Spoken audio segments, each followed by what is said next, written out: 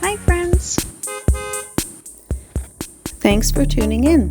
If you like this video, please give it a like, comment below, and take a moment to subscribe to our channel.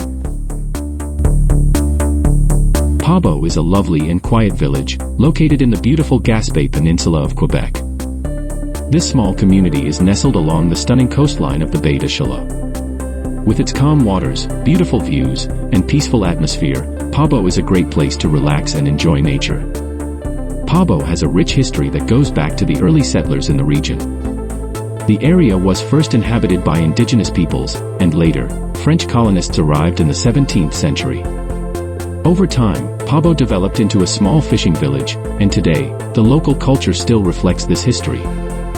Fishing has always been an important part of life here, and you can still feel the connection to the sea in the town's lifestyle. The bay is one of the biggest draws in Pabos. Baie de Chaloux is known for its warm waters and picturesque views. It's perfect for outdoor activities like kayaking, boating, and fishing. Surrounded by forests and rolling hills, Pabos is also a great place for hiking and exploring nature. The land is full of natural beauty, from its forests to its peaceful coastline.